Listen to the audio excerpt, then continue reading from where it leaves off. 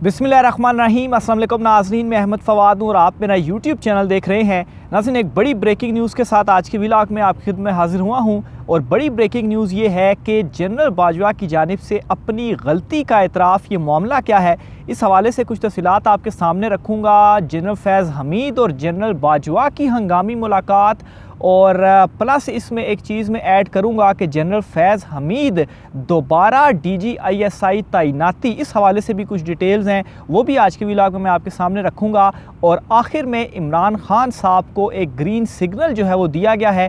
ये green signal क्या है, इस हवाले से भी कुछ डिटेल्स हैं, वो भी आज के व्लॉग में आपके सामने रखूँगा। सबसे पहले तो नाज़रीन आपको बताता चलूँ कि सीनियर सहाफ़ी हैं जावेद चौधरी साहब, उनकी जानिब से एक कॉलम लिखा गया है। उनके साथ जो इख्तलाफात है वो एक अपनी जगह पर, लेकिन उनकी मुलाकात हुई है जनरल बाजवा के साथ और जनरल बाजवा से मुलाकात के बाद ये जो कॉलम है वो उनकी जानिब से लिखा गया है, जिसमें कुछ तारीफ़ें भी उन्होंने जनरल बाजवा की हैं, वो भी आपके मैं सामने रखूँगा। लेकिन कुछ अहम चीज़ें हैं जिसमें एक गलती का एतराफ़ है, वो भी मैं आपके सामने रखता हूँ। फिर उसके बाद जनरल फैज़ हमीद की DGISI दोबारा से यानी कि रिटायरमेंट के बाद तैनाती वाला मामला भी मैं आपके सामने रखूँगा। तो जावेद चौधरी साहब अपने कॉलम में लिखते हैं कि जनरल कमर जावेद बाजवा फ़ौज में 42 साल गुजार कर रिटायर हो चुके हैं। ये मुसलसल 6 साल आर्मी चीफ़ रहे। इनका दौर अच्छा था या बुरा, इसका पाकिस्तान और फ़ौज को फ़ायदा हुआ या नुकसान, ये फ़ैसला आने वाला वक्त करेगा। ताहम ये हकीकत है इनके 6 साल बहुत हंगामा खेज़ थे। इनके दौर में बैनुल-अक़वामी तब्दीलियाँ भी आईं और मुल्क भी सियासी, माशरती और माशी उतार चढ़ाव का शिकार रहा।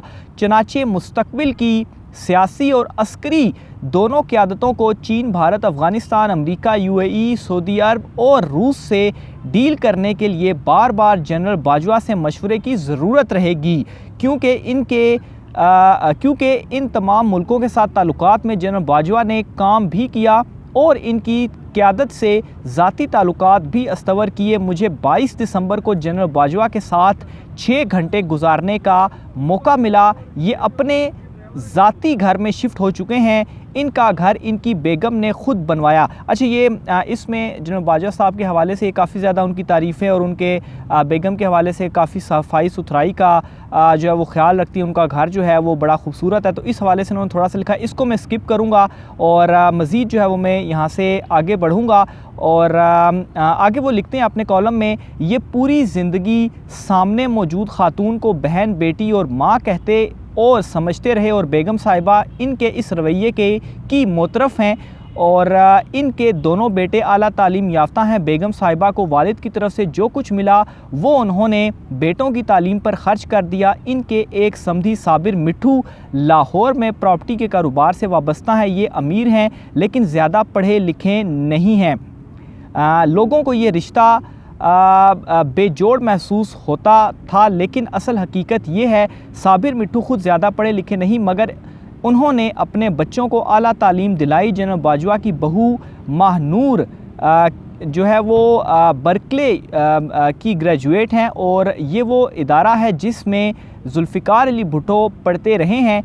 इस रिश्ते की इब्तदाई बातचीत उस वक्त शुरू हुई थी जब general Qamar Javed Bajwa major general थे और इस वक्त दूर दूर तक इनके आर्मी चीफ़ बनने का कोई इम्कान नहीं था। महानूर साबिर इब्तदाई बातचीत के बाद तालीम के लिए बाहर चली गई। वो वापस आई तो शादी हो गई। जनरल बाजवा अपने असासों से मुतल्लिक ख़बर पर दुखी हैं।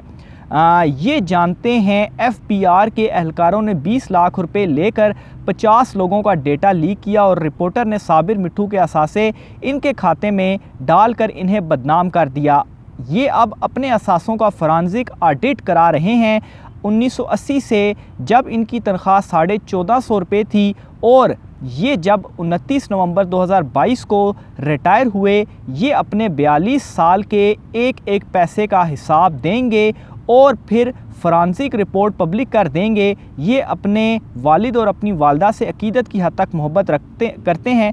इनके वालिद मोहम्मद इकबाल बाजवा फ़ौज में कर्नल थे। वो 1967 में क्वेटा में अपने दफ्तर में हार्ट अटैक से इंतकाल कर गए। अच्छा, फिर इसके अलावा मज़ीद ये उनके जो वालदैन हैं उनके हवाले से जो तारीफ़ें वगैरह है वो भी इस कॉलम में अपने करते हैं। अब मैं उस मेन पार्ट की जानिब आता हूँ जहाँ पर मुलाकात और जनरल बाजवा की गलती के हवाले से जो मामला है वो डिस्कस हुआ है। तो आगे चल कर ये लिखते हैं कि जनरल फैज़ हमीद और जनरल बाजवा के दरमियान इख्तलाफात का तासुर आम है, जबकि असल सूरत हाल मुख्तलिफ है। जनरल फैज़ हमीद रिटायरमेंट के बाद इनसे मुलाकात के लिए भी आए और दोनों अब मिलकर वेलफेयर का कोई प्रोजेक्ट भी बना रहे हैं।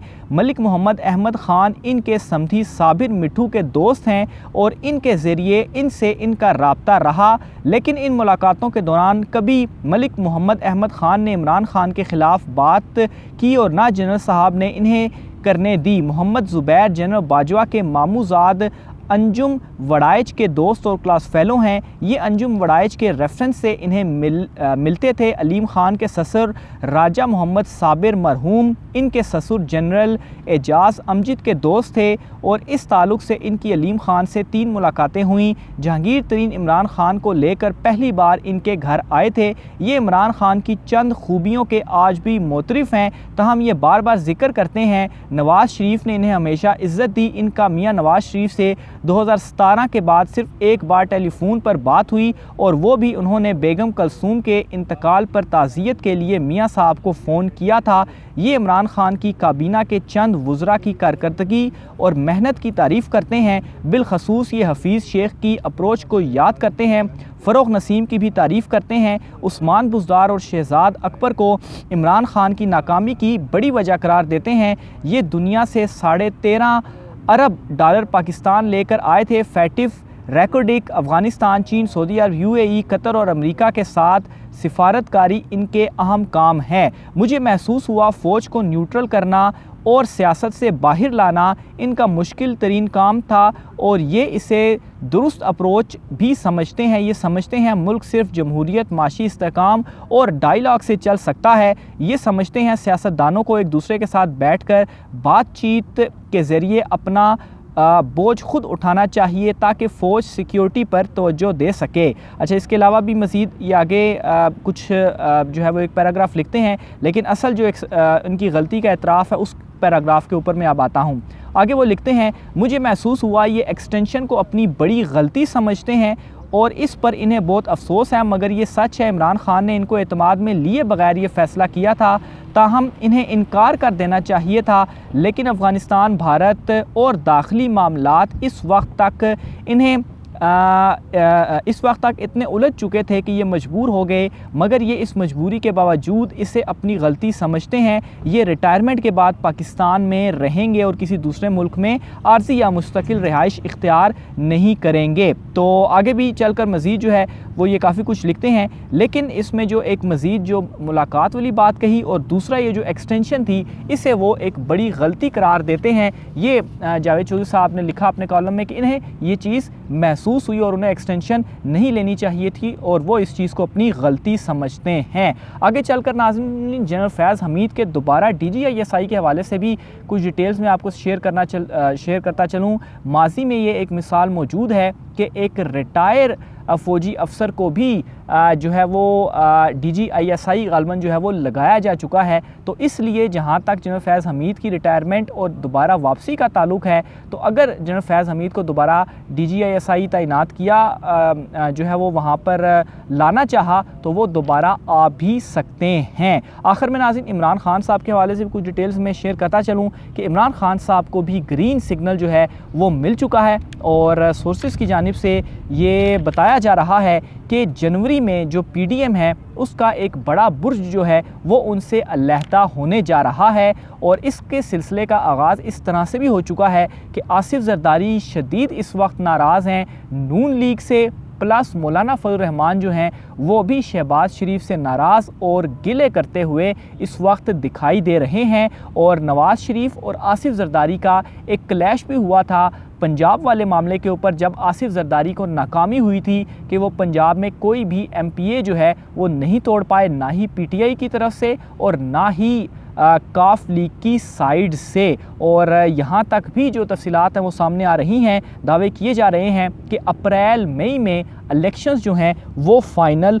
हो चुके हैं। और इसी वजह से इमरान खान साहब ने जो पेशन गोई वाला बयान दिया था कि मार्च अप्रैल तक जो इलेक्शंस हैं वो हो जाएंगे, तो इस वक्त यही जो चीज़ें हैं वो तमाम की तमाम चल रही हैं। और नवाज़ शरीफ की जो वापसी है वो भी इसी चीज़ से ही मशरूत की जा रही है कि मार्च या अप्रैल में नवाज़ शरीफ की भी वापसी होगी और इलेक्शन से पहले वो वापस आएंगे और जो अपनी कैंपेन है वो करेंगे। और ये भी इस बात की एक दलील है कि अगर मार्च या अप्रैल में नवाज़ शरीफ की वापसी होगी तो अप्रैल मई में जो इलेक्शन कैंपेन है वो होगी और उसी दौरान जो इलेक्शंस हैं वो भी करवाए जाएंगे। इस वाले से मज़ीद डिटेल भी आपके सामने रख रहूँगा। आज की व्लॉग से इतना ही, मुझे इजाज़त दीजिए। अल्लाह हाफ़िज़।